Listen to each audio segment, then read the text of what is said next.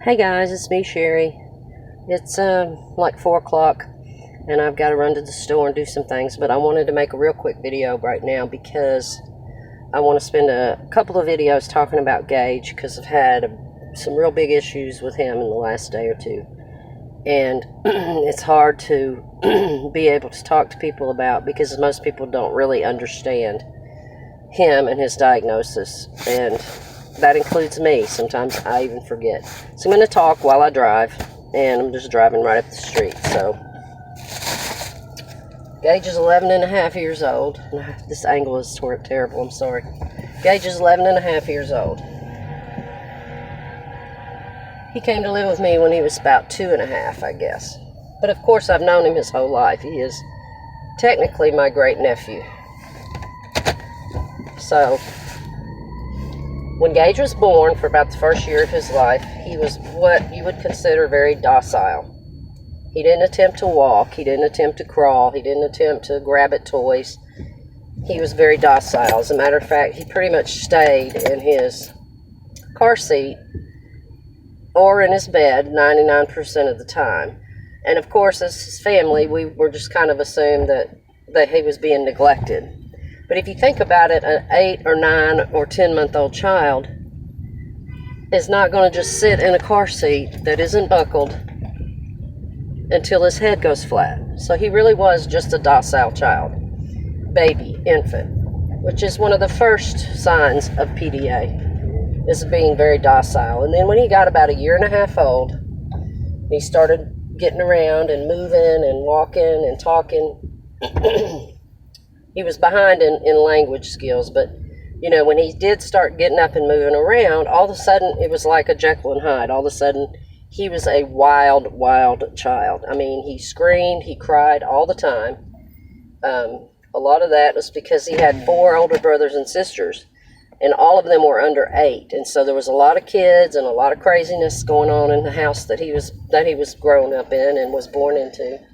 My niece's home and his dad were together at the time. But, you know, of course, him watching the older kids run around and play and not being able to get up and do what he wanted to do was frustrating for him. And so he cried a lot, and he was a very hard baby to deal with from about 1 to, well, he's always been a hard baby to deal with, but his first year was really docile. He was just really sweet and easygoing, and then all of a sudden he was a totally different baby. So when I got custody of him, he was 2 and a half, and I already had Gavin, and I already had Aaliyah, and that's his older brother and sister. Aaliyah had only been with me for about a month because my sister died about a month before that. She lived with my sister, and that's their grandmother, for about a month before I got Gage. My sister died, and Gage came to live with us through the foster care system since I already had his brother and sister. I don't know what all these sirens are. It's not usually this crazy here. Anyway, so I got him at about 2 and a half. And at 2 and a half, you would have described him almost as feral. I mean, he was a wild child. And part of that is because of his PDA, and part of that is because of the home situation. His parents were both out using drugs, carrying on, not at home, and the grandfather, his dad's father, was at home trying to take care of all the kids. And you know, he was an older guy, but Gage spent most of his time at home, and when they went out somewhere, somebody would always sit in the car and keep him in the car because he was just wild. And at the time, I'm sorry to admit, I kind of felt like maybe they were neglecting or abusing him. But now I know that that's not the case. That he really was out of control even then. So he came to live with me at 2 and a half.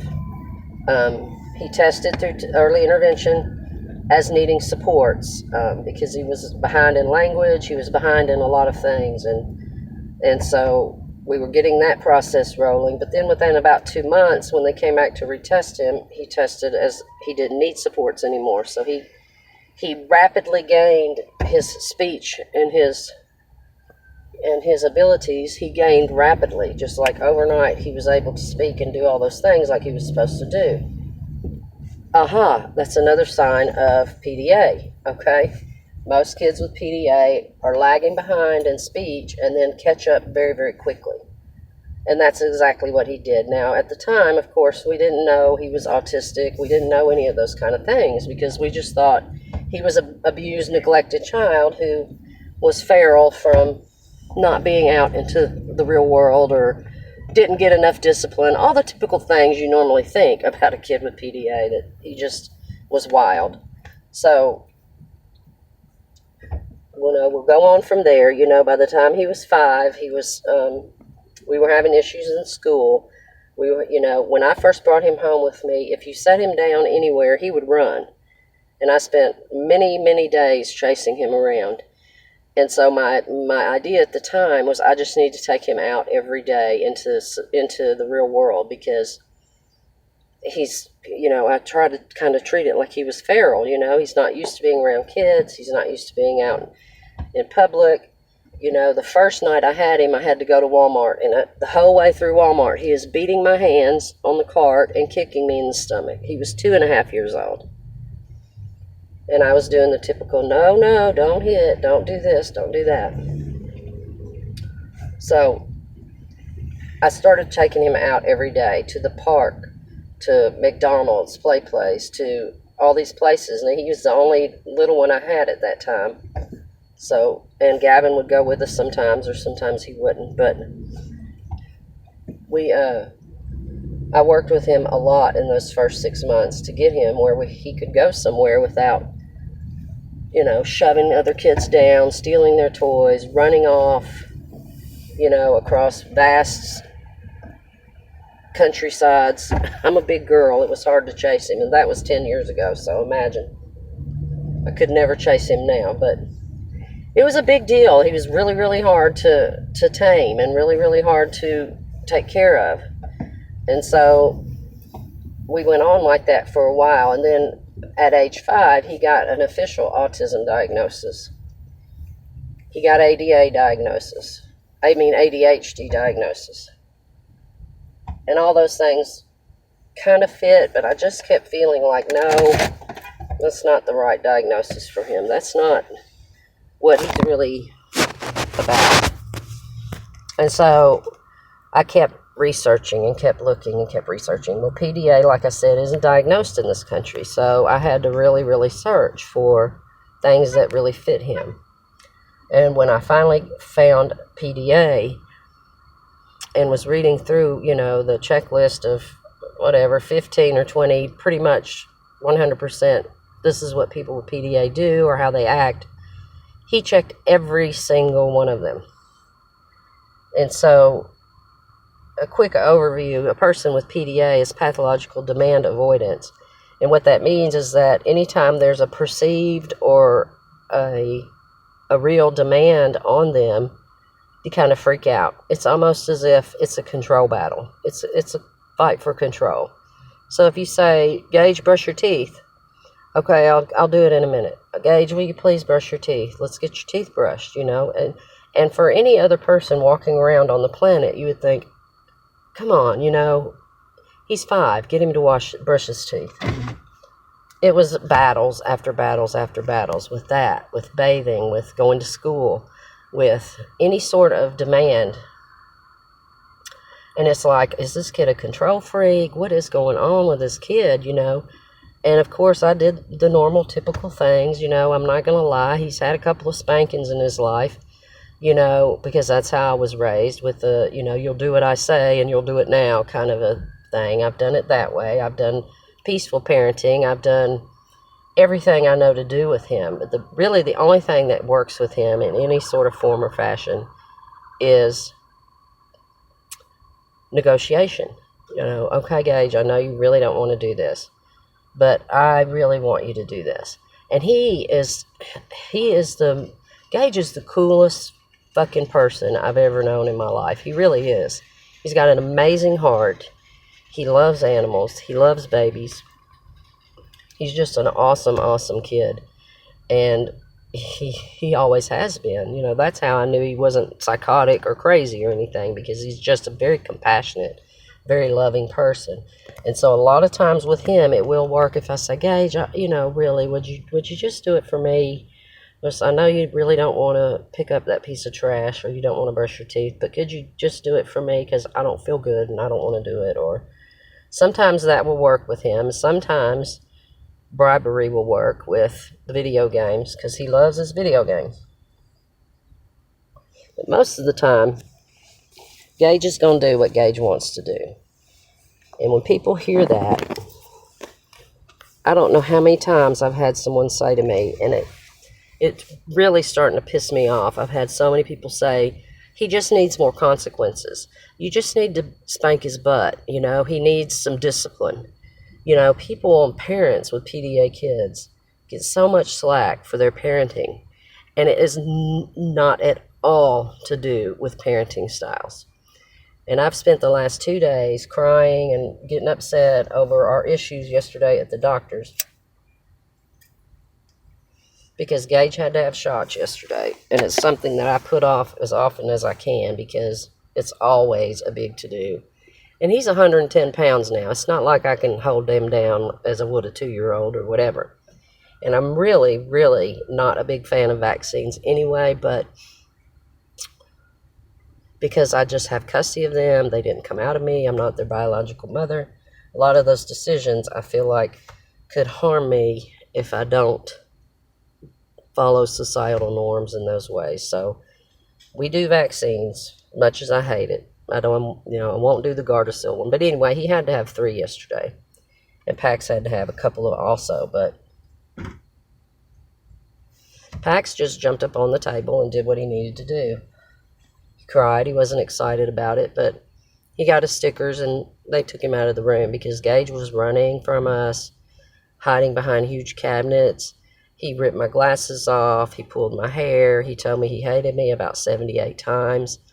He told me I was a liar and that I was a horrible mother, and that, the things that he said, I could go on. And he was in a complete panic attack, meltdown, shutdown mode. And that's what happens when you push him beyond what he wants to do. And that's why he doesn't go to school, because he's done that with teachers as well.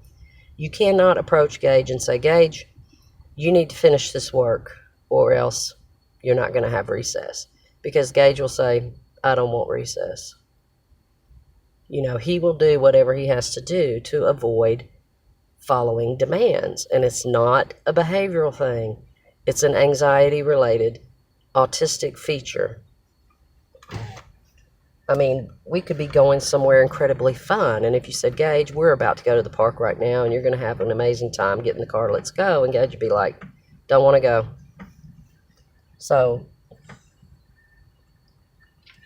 that's how you know it's PDA, when it's not just things that aren't fun, it's just things that everyone does, and he just cannot seem to do the things that he needs to do. And it's directly related to his PDA. And sometimes I forget that, and yesterday I got frustrated, and I said, you are going to get up on this table, and you're going to do what you've got to do. I know you don't want to. I love you very much. I'm hating you. I hate you. I'm never speaking to you again. I was in tears, and I was in tears the rest of the day and all through the night. I had told them, if you're good at the doctor, we'll go to the store, and I'll get you each about a $30 toy, a big toy. Usually I get them little $5 toys. They were as best as they've ever been in the car ride, in the waiting room, in the doctor's office waiting. They were so good compared to how they usually are, both of them, because they knew they were getting that reward. But then when the needles were mentioned and all that started, Gage lost it. He lost it. He ran out the room. They had to call every adult in there, and there was probably 10 or 15 adults in there. How intimidating must he have? I know it was traumatic for him. It was traumatic for everyone in the room, but we had to do it because, number one, if I had gone back on it at that point, we would never get the inoculations done. And I also want to prepare him for COVID, which he already says he's not taking. But anyway, it was just this huge ordeal. And so when we were done, when they finally got him, and it took about 8 of them to hold him and give him these shots, and they needed to get blood, so they drew blood from his arm. And when they released him, he ran out the door, and of course they're all freaking out. I'm like, he'll be fine. He's just going to go down somewhere and chill for a minute because he's in a shutdown. He's in a meltdown, shutdown. When PDA is at its worst, most of the time they curl up in a fetal position, and that's exactly what he did. He went out in the hall and laid down in the floor and curled up in a fetal position. The couple of nurses were out there just standing by him. Another nurse had packs because she took him out before we were trying to get Gauge done. And I was finishing up talking to the doctor, and they were, consoling me. And I was telling them, I'm sorry, this is just how he acts. This is why I put it off. Every well child visit, I put off these shots. So we got done, and I went out in the hall, and I had his shoes and his mask and everything that he had thrown off. He threw my glasses, which they were already broke, but they broke again. Now they're super glued. I did a pretty good job. So I'm coming down the hall, and he jumps up out of the floor. And he runs into my arms, crying. I'm sorry, Mama. I'm sorry. I don't know why. I did that. I didn't mean what I said, and I'm sorry. And I'm just hugging him, and I'm like, it's okay, baby. I understand. I love you. It's okay. It's over. We're fixing to go. But the remorse that he felt for that behavior, to me, was a consequence to him, And I agree that children need consequences. Even autistic children and even children with PDA need to learn consequences. He's going to be a 200-pound adult someday, and, he's going to have to somehow figure out how to work with his own PDA, with his own autism issues. And it was horrific. And I cried all the way home. And he's like, I'm sorry. I'm like, baby, it's okay. It was a hard day for everyone. So we were all kind of upset. And Pax, of course, had done well. He'd gotten his shots. And when we pulled out the shots, what I said to try and get them to be compliant is I said, okay, if you do your shots, I'll give you, $60 worth of toys or video games or whatever. Gage wasn't having it. He didn't give a shit about anything. He was not going to do it. Pax jumped upon the table and did his shots, and that was that. So we're leaving, and of course Pax is like, are we going to Walmart? I'd rather go to Target. Let's go to Target. I'm like, okay, well, yeah, we'll do that. So Gage is like, I don't deserve anything. I don't want anything. I'm not going to get anything. I said, no, I'm going to get you something because you were good up until the shots. You did what you were supposed to do for that first reward, but you're not going to get the second reward. So we went to Target. Pax got two things that equaled $50. Yeah, somewhere around in there. And Gage got one thing that was like $18. And he was happy with that. And I feel like that was a consequence for him because even though he still got something, he was rewarded for the times that he was good. And then he wasn't rewarded for the times that he didn't succeed. And so I say all this because people are never going to understand. People are going to see his behavior and think, here's a child who's never had a spanking in his life, or here's a child who's never been disciplined, or here's a spoiled brat. Because that's what people think of kids that are autistic, or kids, especially kids that have PDA. Because kids with PDA, you cannot discipline that out of them. No matter what you do, they are going to be in control at all times of what happens to them and their body. And in most situations, kids should be in control of their bodies. But sometimes there's things that as adults we know kids need to do, and that it just has to be done. And that was always the issue in school with him. And I always told teachers, never put your hand on him. Never put your hand on him and try to guide him or say, Gage, come on, we're doing this. Because as soon as you grab him or as soon as you put your arm or hand on his back, he's going to recoil and he's going to run. He's not going to be pulled or pushed or put anywhere. And people have tested that. Even in therapy, even in speech therapy, the speech therapist is like, well, I'm going to keep Gage a little later because I've told him he can't leave until he does this. I said, I hope you're prepared to sit here all night. And an hour later, he's under a desk somewhere, and they're coming to get me saying he's kicking, he's hitting. I'm like, you cannot force him to do something he doesn't want to do. You have to negotiate it. You have to help him see how it's going to benefit him and all of those things. And so it's a very hard thing to deal with. Second of all, I have Pax, and Pax is just strictly on the autism spectrum. But one of his biggest autistic traits is social scripting. And so he scripts and behaves just like the people around him. So it's kind of like having two kids with PDA, because Pax generally will follow right in behind his brother until it gets like it was yesterday. And if I say to Pax, you need to stop right now or we're going to have an issue, Pax will stop. Pax will stop. Like most kids, he's like, oh, okay, I'm not supposed to act this way. That kind of stuff works with Pax. Firmness, but kindness and love, you know. Neither one of my kids will do anything if they think that you aren't invested in them. If an adult, they don't like an adult, or they feel like an adult doesn't like them, give it up. They're not going to do it. The only person that Gage really respects, and I think I'm probably the only person walking the face of this planet who can say to Gage, Gage, this is what we're doing. I know you don't like it. I'm probably the only person who can get a little bit firm with him, because he respects me, and he knows me, and he knows that I know him, and he knows that I understand his thoughts, feelings, and emotions, and that I don't blame him when he has a situation like yesterday. And he's apologized 1,000 times since yesterday. I spent the rest of the day crying. I've got a video I may post later. I was just like crying, done, over it, feeling like a failure. I felt bad because I had made him get the shots. Then I felt bad because I got angry at him. Then I felt bad because he hated me and he was angry at me, and I felt like a terrible mother. All those normal things that probably most mothers feel.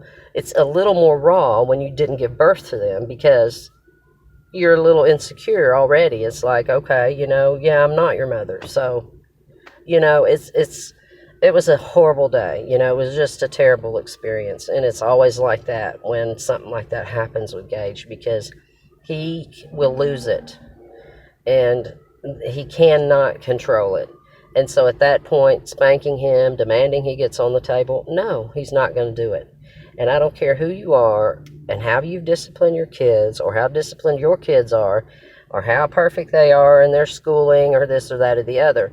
I'm so sick of, family, friends, people have said to me, he just needs more discipline. Even Gage and Pax have said that to me. They don't understand that that's not it. That is not it. You have to know how to deal with someone, a child, especially with PDA. Discipline only makes it worse. If I had ripped him up and spanked his butt, do you think that was going to help him make the decision to get on the table? You have to treat PDA meltdowns as panic attacks. You have to understand that even a regular child, when they're freaking out, is in panic mode. They need a hug. But a kid with PDA, it's times 500.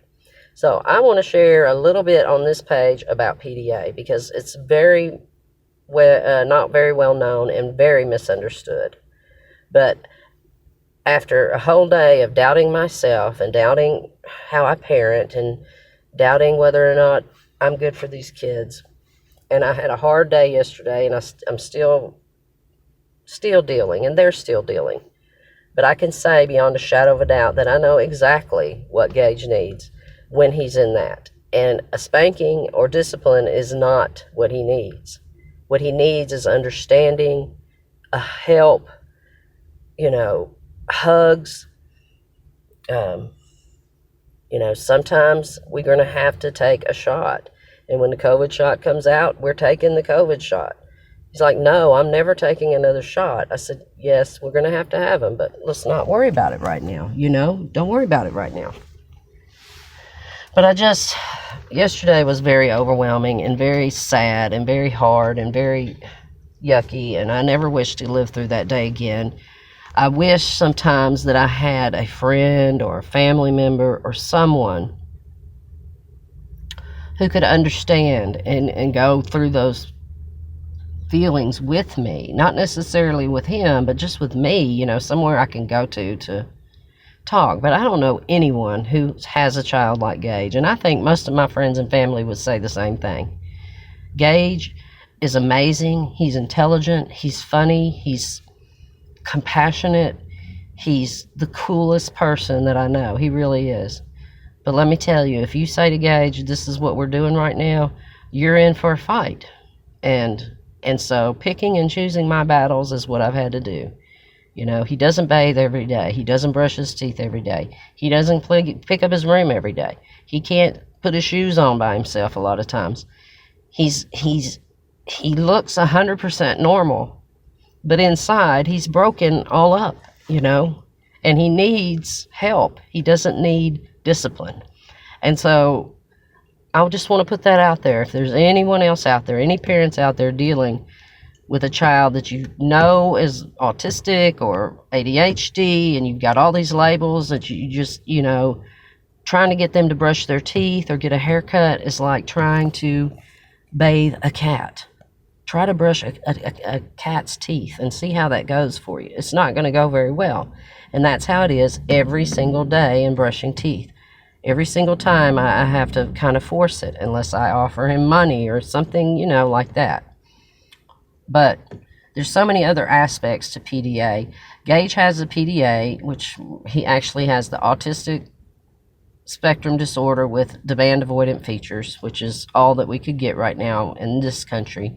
He's also diagnosed with severe ADHD, and he's also diagnosed with something called dyspraxia, which I'll do a video about that separately. But that causes him to be, his muscles to be kind of floppy, and so he's kind of floppy, and he gets tired real easy, and he can't walk long distances.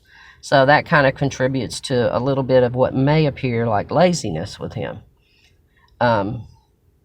But he's just got so many struggles and so many things against him that if I'm against him, what is he going to have?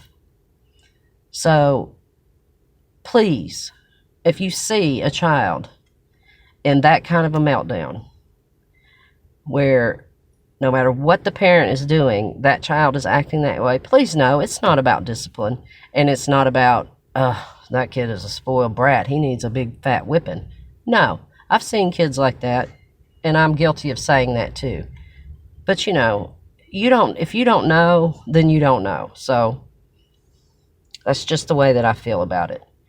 This has been a really long video, and I've got about 30 minutes before I have to go to work, so I've got to go in here and get the daily food for my family, the pizza rolls, the goldfish, the Cokes, the milk, blah, blah, blah, blah, blah. So, I'm feeling much better today. I had a bad day yesterday, questioning myself, you know, and it will make you question yourself when your child is going through something like that. I mean, I'm like, maybe I'm not the best place for him. Maybe I'm not the best person to raise him. Maybe I should never have taken these kids on. Maybe I'm not cut out for this. Why did I do this? So these are all things going through my head. Of course, I would never say that to them, but they certainly said it to me a couple times yesterday. But anyway, Pax was upset with me for something totally different because I tried to cut out the second. I tried to cut down my financial costs, and then when I thought about it, I thought, no, this is wrong. So yeah, I went ahead and got the second toy because I had forgotten what I said in the heat of the moment. But Pax didn't say anything ugly to me. He was saying things about me while I wasn't standing there, but that's another whole video. You know, they struggle, I struggle, and I question myself on a daily basis. But what I know is that if anyone else was parenting Gage, he would be getting abused on a daily basis.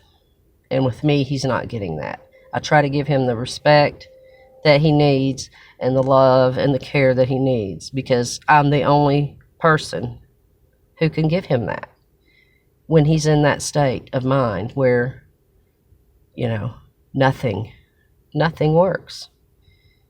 I threatened everything. I'll take your games away if you don't come out from behind that shelf. I don't care. Take my games away. I'll give you $100 if you come out right now. He says, I'll do it for one shot, but not for three. I'm like, well, you know, I mean, we're negotiating here. We're trying to get something done. But eventually he had to be brought out. with a little help, not a lot. He did come out on his own for all the doctors that were surrounding him. But pitiful. It was pitiful, pitiful, pitiful. And no person should have to live through that and then get a big spanking on the way home. And that's just how I feel about it. Anyway, I love you guys. Peace out. Pray for me. My life is hard. Bye.